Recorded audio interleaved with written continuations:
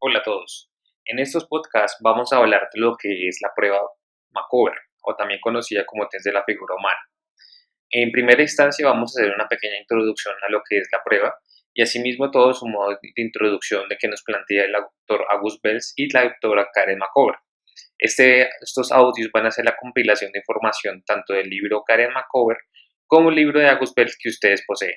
Espero que disfruten todo este podcast diseñado todo para ustedes y su conocimiento dentro del diplomado de curso de pruebas psicotécnicas.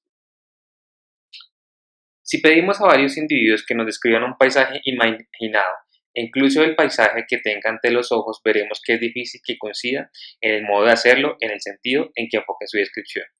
Estas diferencias de unos individuos a otros varían en una serie de ellos. Depende de las vivencias, motivaciones, el archivo de las experiencias, de la cultura, imaginación, la vocación, el gusto ético y el sentido estético. Cada una proyecta unos propios pensamientos sobre los hechos y las cosas en los que dice y hace, los recuerdos y las experiencias vividas, sus deseos, sus temores, sus sentimientos de agrado o desagrado, su estado de ánimo alegre o deprimido y la confianza que posee en su propio cuerpo e imagen, es decir, la imagen que tiene de sí mismo. Si le pedimos a un adulto que dibuje una pareja humana sin darse cuenta conscientemente, es probable que al hacerlo deje la huella de muchos de sus problemas profundos, de sus vivencias afectivas relacionadas con su contacto, familiares, sociales y con su imagen de su propio cuerpo. La ventaja de los test proyectivos o también conocidos como el test de la pareja de Karen Macover reside en el hecho de revelar con más prontitud que otras pruebas como el Rorschach el tipo de adaptación o control adaptativo que cada sujeto examinado tiene. Entre los test proyectivos más utilizados en la selección y promoción de personal para las empresas son el test de Rorschach, el TAT, el SONDI, el test de las relaciones objetales, el WARTEC y el HTP. Pero el test Macover o test de la figura humana ofrece un alto interés no solo por su facilidad de aplicación y por su economía en el proceso de la interpretación, sino también la rapidez que pueden captarse con los deterioros de la persona. Por ejemplo, todo psicólogo sabe que en la medida que un sujeto es forzado o tiene una actitud rígida, los dibujos se van a presentar de dicha manera. Ahora, su comportamiento puede presentar características de neuróticos y también adaptativos. Por tanto, un sujeto de este tipo tenderá a fracasar al menor conflicto en la realidad en su parte laboral. En los dibujos de las figuras, los fracasos de adaptación se ofrecen a primera vista al psicólogo experimentado, bien sea a través de la ubicación de los dibujos,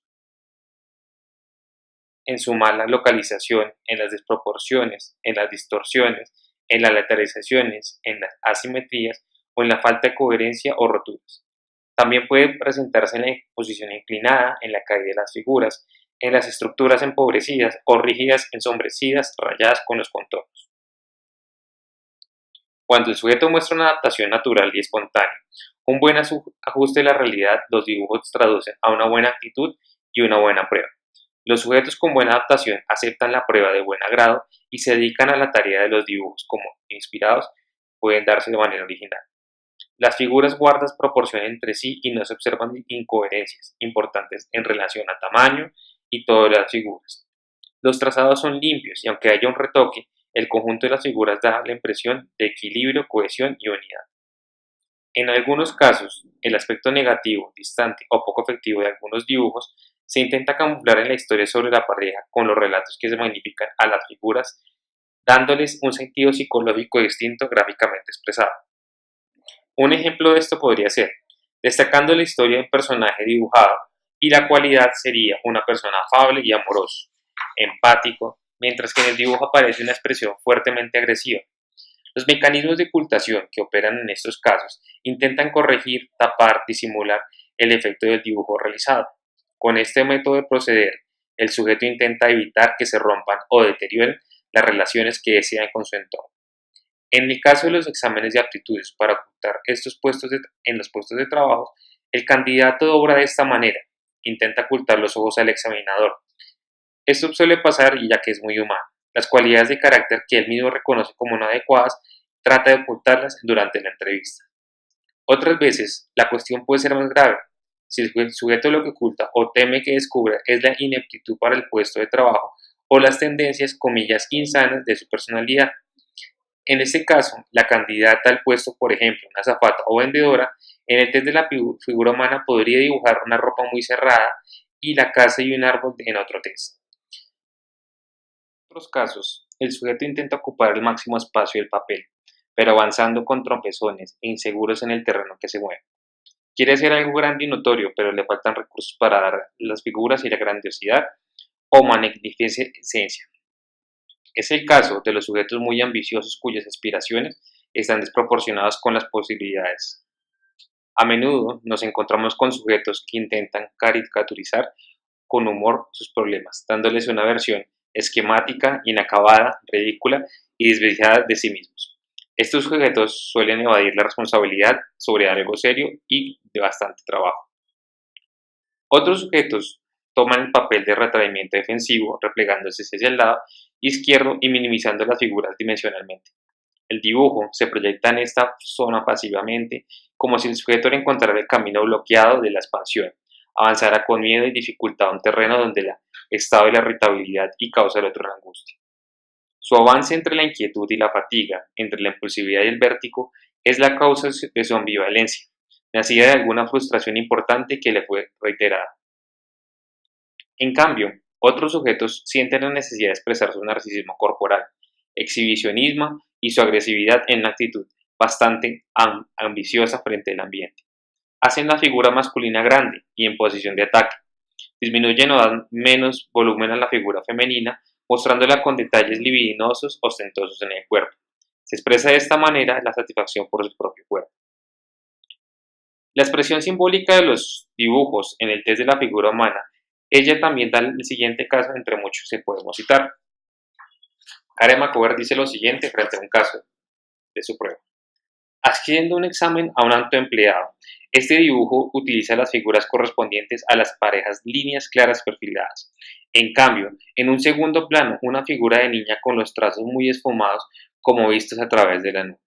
Extrañado ese contraste, pregunta el examinado para aquella niña.